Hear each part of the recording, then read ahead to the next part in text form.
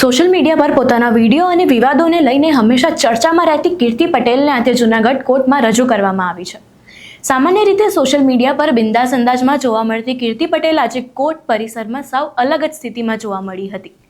Police જાપ્તા વચ્ચે કોર્ટમાં લાવવામાં આવેલી કીર્તિ પટેલ મીડિયાને જોઈને રડી પડી હતી અને ન્યાય માટે અપીલ કરી રહી હતી. નમસ્કાર, તમે જોઈ રહ્યા છો ચક્રવાત ન્યૂઝ. હું આપની સાથે પૂજા.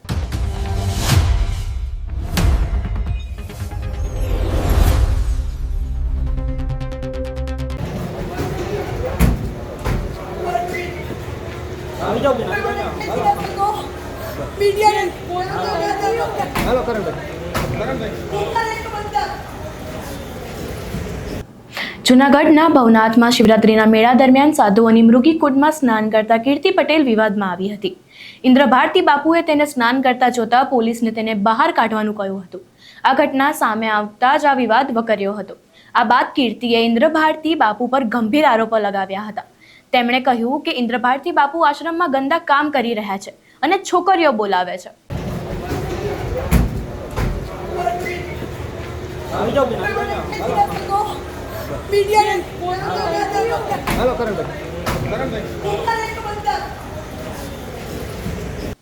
આ બાદ અમરગીરી બાપુએ પણ ઇન્દ્રભારતી બાપુ પર ગંભીર આરોપો લગાવ્યા હતા. તેમણે કહ્યું હતું કે ઇન્દ્રભારતી બાપુ ઓયો ચલાવે છે, આશ્રમમાં છોકરીઓ, ચરસ અને હિરોઈન લાવવામાં આવે છે અને સ્વર્ગીય રમેશ ગીરીની હત્યામાં પણ એમનો હાથ છે.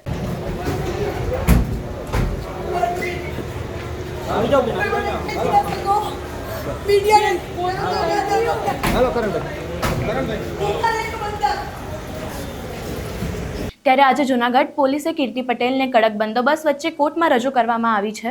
કોર્ટ પરિસરમાં પહોંચતા જ કીર્તિ પટેલે કેમેરા અને મીડિયા કર્મીઓને જોતા જ ભેંકણો તાણ્યો હતો. ત્યારે શા માટે કીર્તિ પટેલ રડવા લાગી, એવું તો શું તેને લાગી આવ્યું જેને કારણે તેની આંખોમાં આંસુ આવી ગયા અને ન્યાયની અપીલ કરવા લાગી?